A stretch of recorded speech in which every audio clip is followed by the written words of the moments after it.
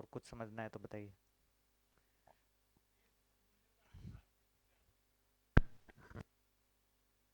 हम्म।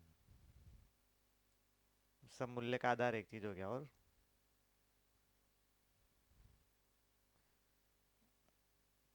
सब मूल्य का आधार तो श्रम ही रहेगा। और क्या आधार रहेगा उसका? नहीं, मेरा ऐसा पूछना है कि हम्म। हर एक जगह अलग अलग उत्पादन हो रहा है।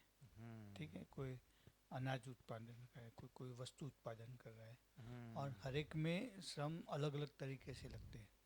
किसी में शारीरिक श्रम ज़्यादा है, किसी में शारीरिक श्रम और मानसिक श्रम दोनों है, किसी में हम्म। अकेला शारीरिक श्रम है। तो हाँ। उसके अनुरूप फिर इसका जो हम समय के आधार पे रखते हैं कि भाई 1 घंटे का श्रम, हम्म।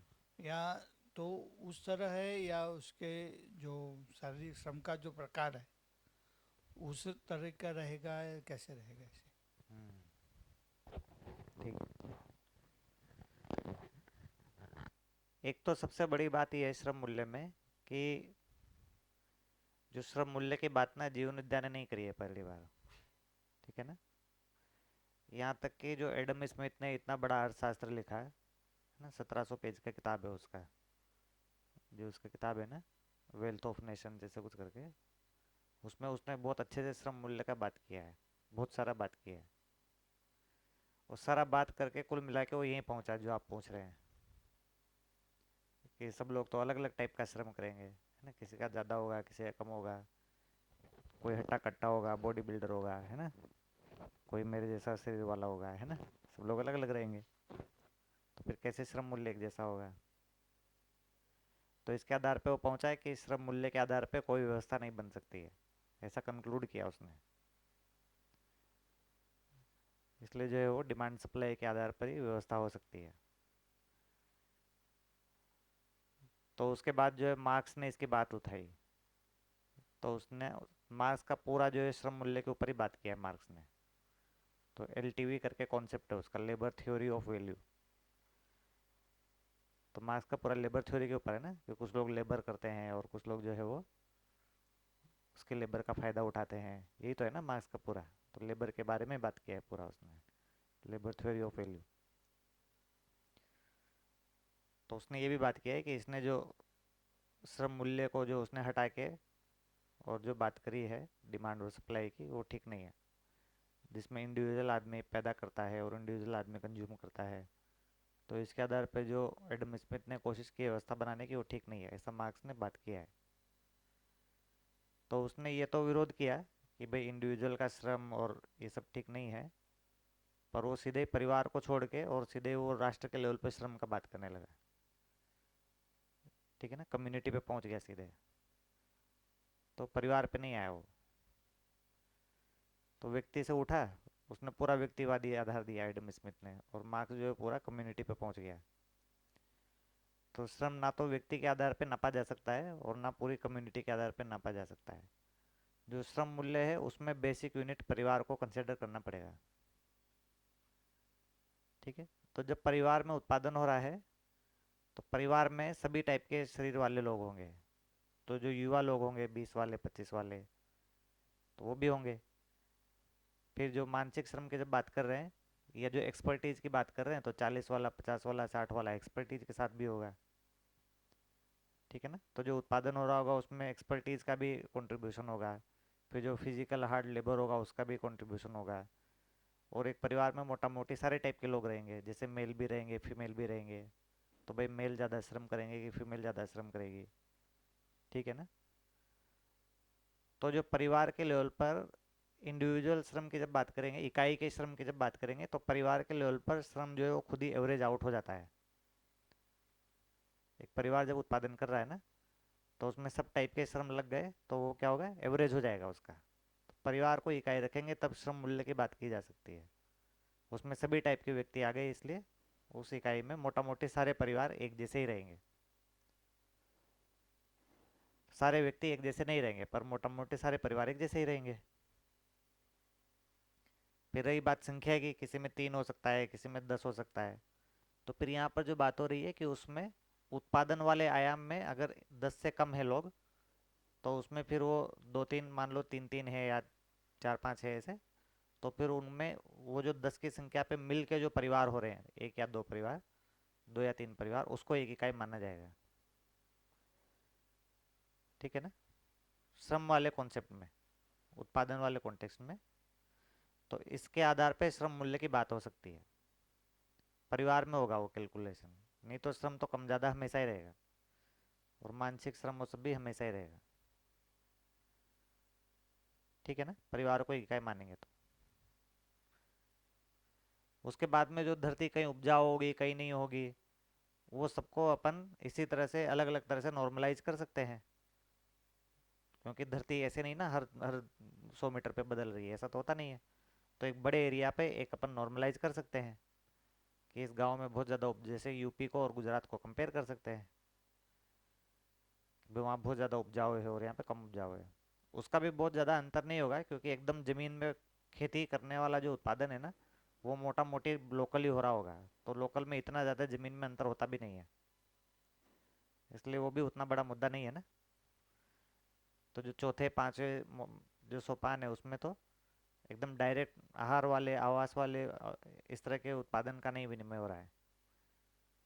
ठीक है, जैसे छत्तीसगढ़ से लोहा आ सकता है आवास में अगर जरूरत पड़ी तो, या कहीं और से लकड़ी आ सकती है जहाँ पर जंगल है, तो आवास में थोड़ा बहुत हो सकता है। उसमें भी लकड़ी का ज़्यादा होगा, लोहे का उतना कम ही होगा। नहीं, ठीक है। तो दोनों ही इतना छोटा सा चीज़ भूल गए है ना, परिवार को इकाई नहीं माना उन्होंने। तो ये जो मानवीय व्यवस्था है इसमें मानव इकाई नहीं है, इसमें परिवार इकाई है। जो अपन ने बात किया था ना कि उसमें आदमी को अगर व्यवस्था की कल्पना करनी है तो एक से अधिक इकाइयाँ मिलकर ही व्यवस्था बनती है। क्योंकि इकाई के रूप में मानव निरंतर नहीं है, तो निरंतर नहीं तो व्यवस्था कैसे बनेगी। तो परिवार एक इकाई होगा, क्योंकि उसमें मानव फाइनली शरीर चला जाता है तो आते जाते रहेंगे, और परिवार एक इकाई बना रहेगा। ठीक है ना। फिर कहेंगे भाई एक्सपर्टीज कैसे रहेगी, वो तो मान लो कि अभी उन्होंने काम धंधा शुरू किया तो क्या होगा। तो काम धंधे तो इसमें मोटा मोटी सोपानों के हिसाब से फिक्स ही हो गए हैं। जो श्रम वाले तो मोटा मोटी फिक्स ही हो गए ना। वो जो छठे सातवें सोपान पे वो सब हो रहे हैं ना, वो टेक्नोलॉजी तो वहाँ चली गई है। तो यहाँ तो जहाँ पर बहुत ज़्यादा एक्सपर्टीज की जरूरत है तो खेती वेती में ही चाहिए रहता है, तो वो तो हो ही जाता है। ठीक है, और बताइए।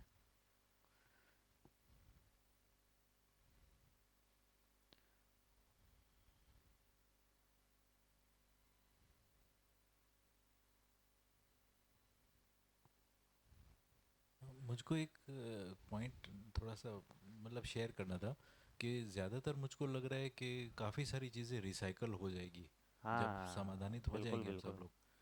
और उल्टा जैसे कि हमने ऑयल का प्रोडक्शन ही निकालना ही बंद कर देंगे हम फॉर एग्जांपल, तो जितना प्लास्टिक है उसको ही रिसाइकल करना पड़ेगा, उसके बाद तो प्लास्टिक निकलेगा ही नहीं दूसरा। तो ऐसे करके प्लास्टिक तो लोहा मिलेगा है, ही नहीं आगे जाके। मिलेगा भी नहीं।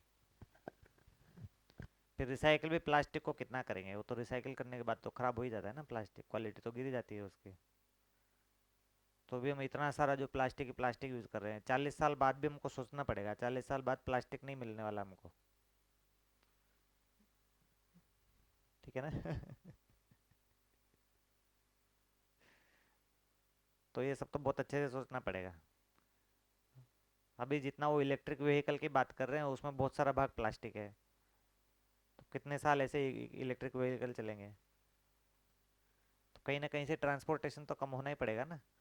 हम चाह रहे हैं सेम सारा ट्रांसपोर्टेशन होता रहे और हम जो है वो इलेक्ट्रिक व्हीकल लाके और सस्टेनेबल बना देंगे, तो वो तो नहीं होगा ना, ट्रांसपोर्टेशन ही अनावश्यक हो रहा है।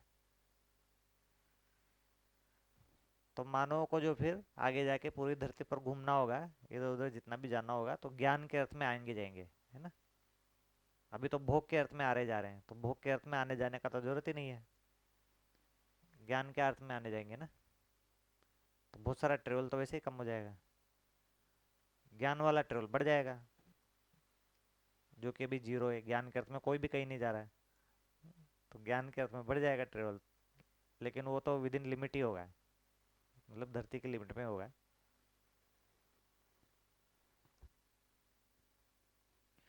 उसमें रिसर्च करने के लिए जाएंगे लोग, है ना। भाई शिक्षा के लिए तो लोकली सारा कुछ हो ही रहा है ना, सभी जगह समझदार लोग होंगे तो सब जगह हो जाएगा।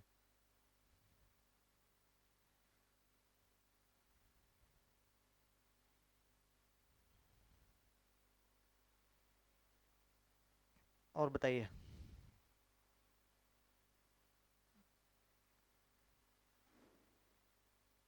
लोहे का बहुत सारी जगह हम एकदम अनावश्यक उपयोग कर रहे हैं ना, लकड़ी का उपयोग होना चाहिए वहाँ पे जहाँ पर लोहे का उपयोग कर रहे हैं। तो लकड़ी एक रिसाइकिल चीज़ है, सबसे ज़्यादा रिसाइकिल चीज़ तो लकड़ी है। अभी लकड़ी जो है लोहे से महंगी हो रखी है, लोहा लकड़ी से सस्ता है, बताइए कैसी अर्थव्यवस्था है। लकड़ी महंगी है ना लोहे से। वो जो सागवान का क्यूबिक फीट देखेंगे तो लोहे से महंगा पड़ता है वो, जबकि 1 किलो लोहा बनाने में कितना ज़्यादा कोयला जलता है, आप सोच के देखिए, है ना। 1 किलो लोहा बनाने में कितना ज़्यादा, उसको एकदम पूरा पिघलाते हैं तब जाके बनता है वो, तो कितना एनर्जी लगता है उसमें। वो 1 किलो लोहा बनाने में जितना कोयला लगता होगा वो भी 1 किलो लोहे की ज़्यादा कॉस्ट है, उस कोयले की कॉस्ट 1 किलो लोहे से ज़्यादा ही होगी, फिर भी उसको फिजिबल बनाया हुआ है। कैसे बन रहा होगा, ये तो माया है ना। इकोनॉमिक्स जो है किसी को भी समझ में नहीं आती है, ये जो दुनिया में इकोनॉमिक्स चल रही है ना, सबसे बड़ा रहस्य यही है। भगवान तो फिर भी समझ में आ गया होगा दो चार लोगों को, है ना। दो चार महापुरुषों को हो सकता है उनका भगवान समझ में आ गया हो, पर इकोनॉमिक्स किसी को भी समझ में नहीं आई आज तक। ये इकोनॉमिक्स चल इसलिए रही है, इसका आधार ही यही है, ये समझ में नहीं आएगी इसलिए चल रही है। ये जो इकोनॉमिक्स चल रही है क्यों चल रही है, क्योंकि ये समझ में नहीं आएगी, ऐसा ही है ना। रहस्य ही आधार है इकोनॉमिक्स का। जैसे आप प्रेडिक्ट नहीं कर सकते कि कौन सा शेयर जो है वो किस समय आगे जाएगा किस समय नीचे जाएगा, आप प्रेडिक्ट नहीं कर सकते ना। आप अगर प्रेडिक्ट कर सकते हैं तो शेयर मार्केट गिर गया फिर, तो आप इस इकोनॉमिक्स को नहीं समझ सकते हैं, इसलिए ये इकोनॉमिक्स चलेगी। ज्यादातर लोगों को बहुत उसमें इंटरेस्ट ही नहीं है ना, उनको तो बस मेरे लिए कि मतलब उसके लिए इकोनॉमिक्स हाँ। क्या, मेरे घर के लिए एक चीज मेरे को सस्ता में मिल जाए वो मेरे लिए हम्म। इकोनॉमिक्स। बाकी तो जो भी कुछ होना हो भले होता रहे। तो मैं एकदम फंडामेंटल सिद्धांत की बात कर रहा हूँ। अभी की जो इकोनॉमिक्स है उसका सबसे बड़ा फंडामेंटल सिद्धांत ये है कि उसको समझा नहीं जा सकता है। अगर अपन थ्योरेटिकल बात करेंगे तो अगर उसको समझ लिए तो वो सर्वाइव ही नहीं करेगा, तो उसको कोई भी नहीं समझता है। बड़े से बड़ा इकोनॉमिक्स जिसको नोबेल प्राइज़ मिला है, उसको नोबेल प्राइज़ इसीलिए मिला है क्योंकि उसने कहीं ना कहीं से यही प्रूव किया होगा कि इकोनॉमिक्स को समझा नहीं जा सकता है। घूम फिर के उसने प्रूव यही किया होगा, इसलिए नोबेल प्राइज़ मिल रहा है उसको, है ना।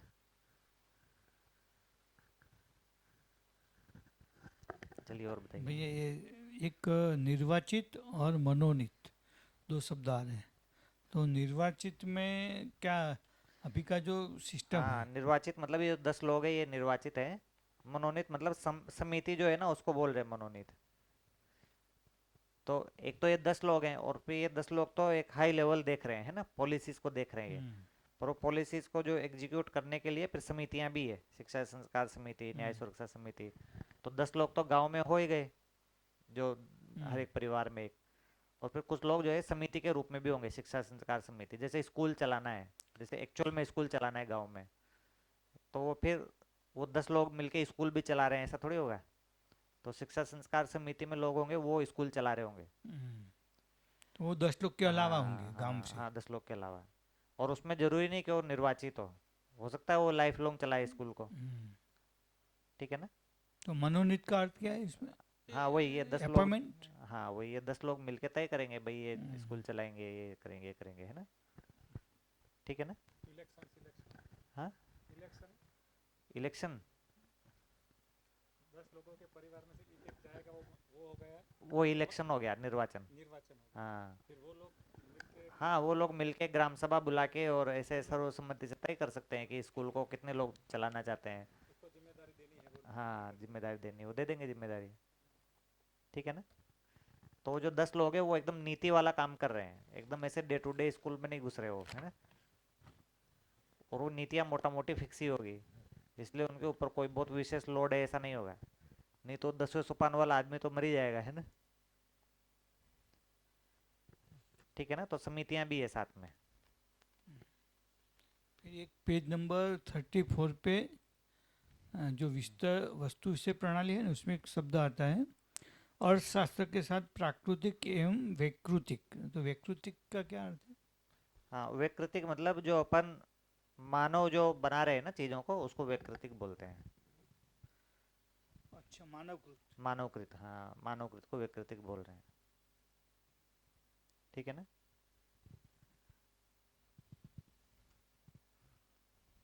जैसे अपन लोहा बना दिया तो विकृतिक हो गया, है ना।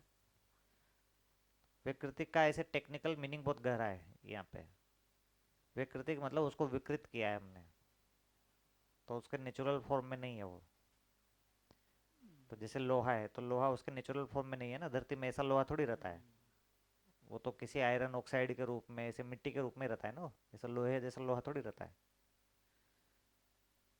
तो क्योंकि वो विकृत इसलिए बोल रहे हैं कि जब भी हम ऐसा लोहा बनाएंगे तो उसका नेचुरल फॉर्म तो मिट्टी है, इसलिए मिट्टी तो बनना ही बनना है उसको वापस, इसलिए विकृत बोल रहे हैं ना, परमानेंट नहीं है वो। जैसे हमने घर बनाना शुरू किया उसी दिन से वो ढहना शुरू हो जाता है ना, इसलिए विकृत है वो। विकृत, विकृत मतलब जो बिगड़ा हुआ। बिगड़ा हुआ। तो हमारे लिए लोहा जो है वो बना हुआ है ना। बना। पर नेचर के 3 आयाम की दिशा दिशा 3 ऑर्डर की दिशा से देखेंगे तो वो उसका बिगड़ा हुआ फॉर्म है। उल्टा हो गया ना। हमारे लिए सुधरा हुआ फॉर्म है, अस्तित्व की दिशा में वो बिगड़ा हुआ फॉर्म है। इसलिए जो है पूरी प्रकृति लग जाएगी उसको वापस से सुधारने में। जैसे घर में दीमक लग जाती है ना, तो घर को बिगाड़ रही है कि सुधार रही है? सुधार रही है ना। तो इससे इससे क्या होगा, इससे हमारे अंदर सहअस्तित्व की मानसिकता आएगी ना। अभी तो हमारे अंदर संघर्ष की मानसिकता हो रहा है, ये टर्माइट आ गया, टर्माइट आ गया, है ना। पर वो जो है प्राकृतिक काम कर रही है ना, हमने विकृतिक काम किया हुआ है। ठीक है, इसलिए भी घर बनाना, कपड़े बनाना, ये सब जो है, ये सब अस्तित्व में मानव के लिए एकदम यही काम करना है ऐसा नहीं है। ये तो साइड का काम है ना। असली काम तो जागृति है, तो हमारे लिए जागृति प्राकृतिक काम है। बाकी ये सब उसके लिए थोड़ा बहुत विकृति काम करते रहते हैं हम लोग। तो उसके लिए हम नेचर को जो भी थोड़ा बहुत चेंज करते हैं तो नेचर पूरक होती है, वापस ठीक कर देती है उसको। ठीक है ना। उससे क्या हो रहा है, उससे प्रकृति में आवर्तनशीलता बन रही है ताकि हमको दोबारा ऐसा काम मिलेगा। अगर प्रकृति उसको न बिगाड़े, मतलब वापस प्राकृतिक न बनाए, तो फिर हमको दोबारा कैसे मिलेगा वस्तु। ठीक है ना। हाँ, आवर्तनशीलता हो रही है उससे, तो ऐसे वो संघर्ष नहीं रहा। बताइए। फिर ये भैया एक सेंटेंस आ रहा है, मानवीय स्थिति के चित्रणा अधिकार का दायित्व हम्म स्थानीय संस्था का होगा। तो चित्रणा अधिकार क्या है? चित्रण मतलब पूरा जो जीने की योजना बनाना है ना, उसको चित्रण बोलते हैं। तो जो संस्कृति और सभ्यता का चित्रण करना होता है, हम जो जी रहे हैं उसमें, जैसे किस तरह का परिवार होगा, उसमें किस तरह से संबंध को निर्वाह होगा, ये सब चित्रण क्रिया का काम है। तो अभी हम चित्रण को जो है ये फोटो टाइप का देखते हैं, फोटो नहीं है चित्रण। ठीक है ना, वो तो कैमरा खींच ही रहा है फोटो। तो जो जीने का जो डिजाइन बनाते हैं, जीने की कला, जीने की कला, जीने की कला बहुत सारी जगह शब्द आता है ना, अनुभव मूलक, विचारशीली और जीने की कला। तो जीने की कला जो है वो बेसिकली चित्रण है।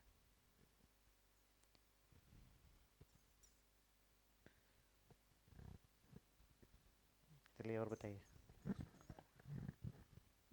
पद्धति और प्रणाली हम्म शब्द को थोड़ा हम्म। पद्धति मतलब आप उसका परिभाषा देखेंगे तो पदानुसार, पदानुसार जो दायित्व और कर्तव्य जो है वो पद्धति में आते हैं। ठीक है। तो जो कोई भी व्यवस्था बनती है उसमें पद के अनुसार दायित्व और कर्तव्य तय होना, इसको पद्धति बोलेंगे। जो पद अपन ने तय किए है ना, बात की है, जिसमें शिक्षक भी एक पद होगा, फिर माता पिता एक पद होंगे, तो पद्धति। तो कोई भी व्यवस्था बनती है तो पद्धति एक चीज होती है। तो उसमें जो भागीदार व्यक्ति हैं उनके पद का निर्धारण होना, तो उसमें कौन योग्य है, कौन किस लेवल के योग्य हैं, ये सारा तय होने के बाद ही व्यवस्था बनेगा ना। तो ये बेसिकली विधि वाला एंगल हो गया एक, क्योंकि विधि में तय होगा ना क्या नीतियां होंगी, क्या पद होंगे और कौन पदों पे बैठेगा, ये सब विधि वाला काम हो गया। और फिर उसका एग्जीक्यूशन हो गया एक। तो एग्जीक्यूशन में क्या है, प्रणाली मतलब क्रम से क्रम जुड़ी होना, कड़ी से कड़ी जुड़ी होना। तो जब अपन एग्जीक्यूशन करते हैं तो पहले ये होगा, उसके बाद ये होगा, उसके बाद ये होगा, इसके बाद ये होगा, तो ये क्या हो गया, प्रणाली हो गया। ठीक है ना। तो जैसे शिक्षा में देखेंगे तो शिक्षा में शिक्षक एक पद है, फिर विद्यार्थी एक पद है, फिर माता पिता एक पद है, ये सब पद है ना। तो इन सब लोगों का क्या रोल एंड रिस्पॉन्सिबिलिटी होगा, इस सारी चीज को तय करना ये पद्धति हो गया। और फिर उस बच्चे को पहले साल क्या पढ़ाया जाएगा, दूसरे साल क्या पढ़ाया जाएगा, तो कंटेंट जो दिया जाएगा वो क्रम से दिया जाएगा, तो वो प्रणाली हो गया। ठीक है ना। तो टीचर को, टीचर बनने के क्या क्या योग्यताएं होंगी, वो सब पद्धति में आएगा। तो इसलिए शिक्षा में पद्धति और प्रणाली की बात हो रही है। तो ये किसी भी सिस्टम में होगा, सब जगह पे होगा ऐसे। उत्पादन में भी होगा, सब जगह पे होगा, है ना। न्याय में भी होगा, सब जगह ऐसे होगा।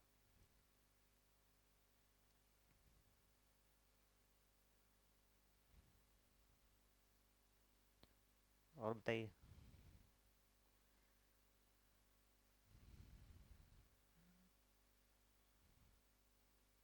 खत्म हो गया।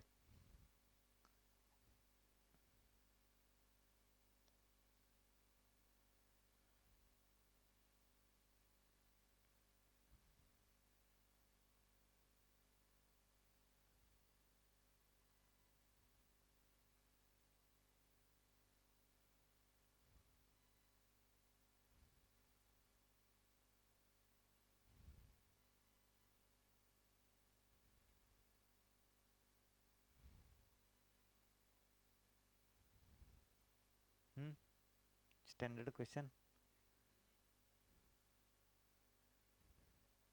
ये तो अभी कुछ नहीं है, तो भैया बोल रहे हैं कि वो क्या कुशलता, निपुणता, कुशलता, निपुणता, पांडित्य। पांडित्य।